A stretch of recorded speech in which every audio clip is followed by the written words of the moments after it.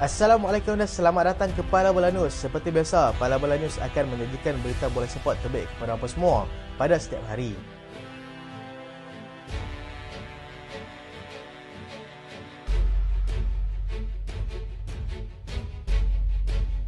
Kita lihat sebentar keputusan perlawanan persahabatan pramusim yang berlangsung semalam dan juga awal pagi tadi.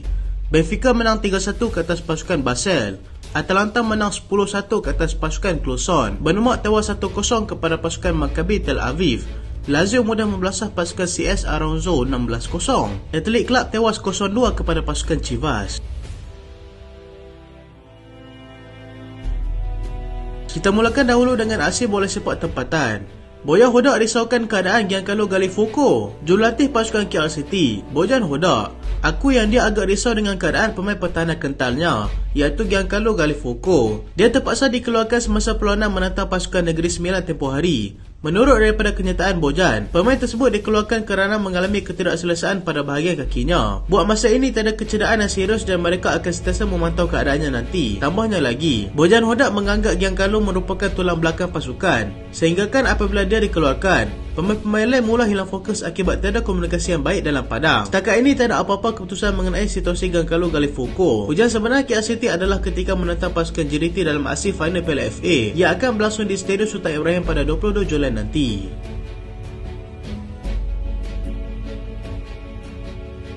Fandi Ahmad terkejut dengan cara Sabah bermain. Kekalahan besar 0-4 Seri Pahang kepada pasukan Sabah tempoh hari nyata mengejutkan ramai pihak termasuklah pengenali Seri Pahang, iaitu Fandi Ahmad. Fandi akui terkejut dengan corak permainan para pemain Sabah di bawah kendalian Dato' Ong Kin Swee. Para pemain Sabah dilihat bermain dengan begitu bersemangat dan lebih baik berbanding dengan pasukan Seri Pahang. Dia juga akui yang perlawanan terasa seperti berat sebelah dengan Sabah bermain secara lebih agresif. Dia menganggap kekalahan perlawanan itu sebagai satu yang perlu mereka pelajari dan pengalaman yang amat berharga buat mereka. Seri Pahang kini menghuni tangga keempat Liga dan akan meneruskan saingan menentang Perak FC di laman sendiri mereka pada 30 Julai nanti.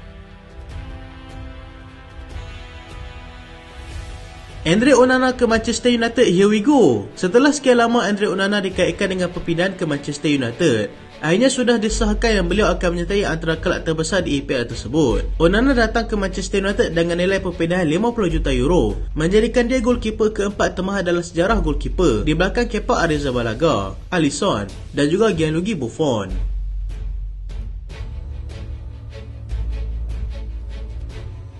Harry Maguire luar rasa sedih selepas dilucutkan jawatan sebagai kapten pasukan. Pemain pertahanan pasukan England, Harry Maguire, mengumumkan yang dia kini bukan lagi kapten kepada pasukan kelabnya, iaitu Manchester United. Pengumuman itu dibuat selepas pertemuan dua mata antara beliau dengan pengurus pasukan, iaitu Erik ten Hag, yang mahu melantik seorang kapten baru menjelang musim baru Liga Perdana Inggeris, yang akan bermula pada musim hadapan. Dia meluahkan perasaannya di laman media sosial rasmi miliknya sendiri, dengan mengatakan keputusan tersebut amatlah mengecewakannya. Tetapi dia tetap komited untuk memberikan yang terbaik setiap kali menyaruh jersey ini. Dia menganggap pemilihannya sebagai kapten sebelum ini yang dilakukan oleh pengurus sebelumnya, iaitu Ole Gunnar Solskjaer, merupakan satu penghargaan terbesar buat dirinya. Dia juga akan sentiasa membantu dan juga menyokong sesiapa sahaja yang akan dilantik selepas ini. Peranan tersebut dilihat akan diberikan kepada Bruno Fernandes selepas dia kerap menggalas tugas tersebut pada musim lalu.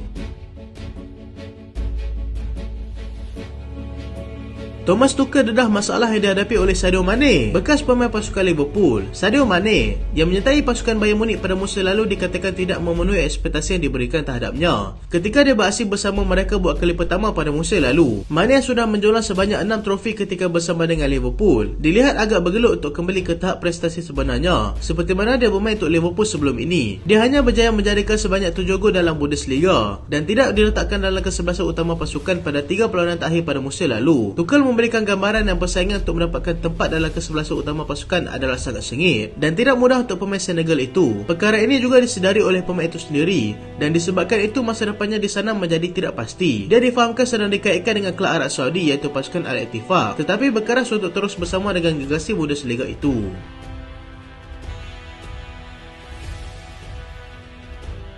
Mikel Arteta jelaskan kenapa dia melepaskan Granit Xhaka. Arsenal akhirnya terpaksa melepaskan juga Granit Xhaka selepas 7 musim pemain tersebut bersama dengan mereka. Ramai pihak tidak menjangka perkara tersebut selepas Asim Mumuka diberikan beliau yang begitu hampir untuk menjalankan trofi Liga Perdana Inggeris pada musim lepas. Pengurus pasukan, Mikel Arteta, menjelaskan dia terpaksa membenarkan Granit Xhaka untuk berpindah selepas pemain itu sendiri yang mahu perkara tersebut berlaku. Dia juga sempat memperbaiki hubungan kurang baiknya bersama dengan peminat kelab yang sebelum ini melihatnya sebagai pemain yang agak kurang mesra dengan peminat. Pemain itu mahukan sesuatu pengalaman yang baru dengan menyertai Xabi Alonso di Bayer Leverkusen selepas dia diberikan projek masa panjang yang menarik di sana. Granit Xhaka berjaya menjulang 2 trofi Piala FA Inggeris dengan pasukan Arsenal dan menjaringkan sebanyak 23 gol dalam 297 penampilan.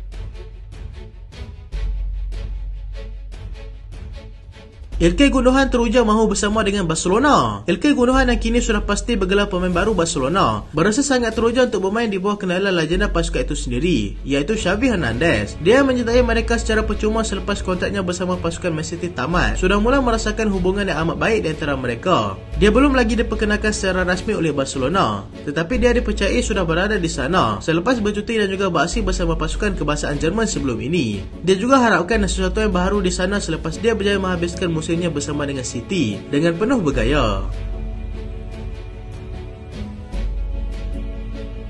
AC Milan mahukan Julian Alvarez. Menurut daripada pengurus pasukan AC Milan, Stefano Pioli, begitu berminat untuk mendapatkan penyerang pasukan Manchester City, iaitu Julian Alvarez. Alvarez yang menjadi sebahagian daripada tonggak utama yang berjaya membantu pasukan Argentina untuk menjual trofi Piala Dunia mereka buat kali pertama sejak kali terakhir pada 1986 yang lalu. Dilihat akan menjadi aset yang sangat penting jika dia bersedia untuk menyertai mereka. Milan akhirnya sedang merancang untuk memperkuatkan lagi pasukan, sedang meneliti situasi pemain itu di sana, walaupun Manchester City pada ketika ini tidak langsung menunjukkan isyarat yang mereka mahu melepaskannya. Mereka sudah kehilangan Sandro Tonali yang berhijrah ke pasukan Newcastle United dan sudah pun mengesahkan kehadiran Robert Loftus-Cheek dan juga Christian Pulisic ke sana. Mereka akan mencuba untuk mendapatkan Julian Alvarez walaupun mereka tahu yang perkara itu bukanlah suatu tugas yang mudah.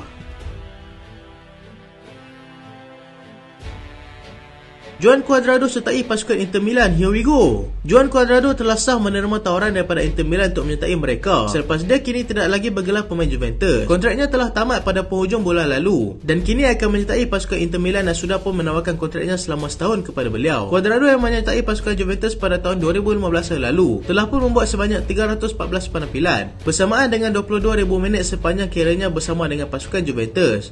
Dia juga sempat meledak sebanyak 25 gol dengan 56 assist sepanjang karirnya bersama dengan pasukan Juventus.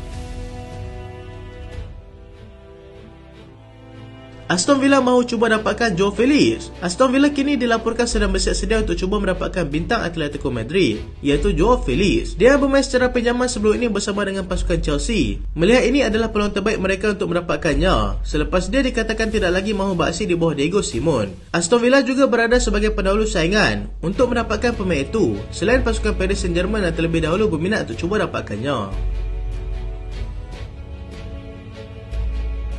Barcelona tawar Frenkie de Jong untuk keluar. Barcelona memberikan tawaran kepada Frenkie de Jong untuk keluar daripada pasukan selepas mereka berjaya mendapatkan Ilkay Gundogan daripada pasukan Manchester City. Pemain itu masih tetap dengan pendiriannya untuk terus kekal bersama mereka, tetapi sebarang kata putus belum lagi diumumkan oleh kedua belah pihak.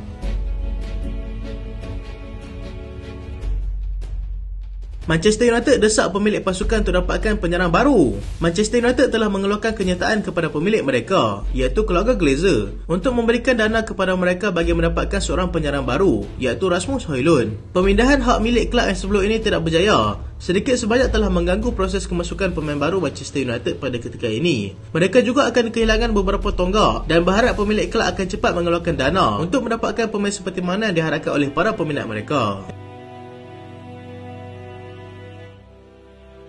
Everton bersedia untuk lepaskan Jordan Pickford. Everton dilaporkan sudah bersedia untuk melepaskan penjaga gol utama mereka, iaitu Jordan Pickford, pada nilai 70 juta pound. Satu-satunya pasukan yang pada ketika ini dikatakan berminat untuk mendapatkan penjaga gol tersebut adalah Manchester United. Tetapi dengan mendapatkan Andre Onana daripada pasukan Inter Milan, Manchester United mungkin tidak akan membayar dengan harga yang gila untuk mendapatkan Jordan Pickford.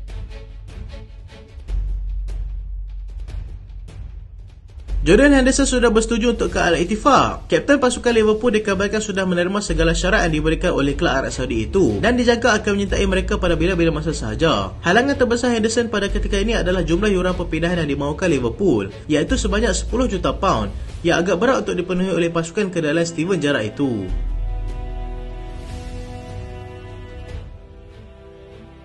Juventus yakin untuk dapatkan Romelu Lukaku. Juventus semakin yakin yang mereka akan dapatkan Romelu Lukaku. Inter Milan dah sudah tidak berminat untuk berbincang mengenai pemain itu dengan Chelsea pada ketika ini. Mereka akan mengumumkan tawaran secara rasmi kepada Chelsea dan pemain itu juga dikatakan sudah pun bersetuju secara personal untuk menyertai mereka. Selain itu, Juventus juga sedang mengintai peluang untuk mendapatkan pemain tengah Barcelona, iaitu Franck Kessie.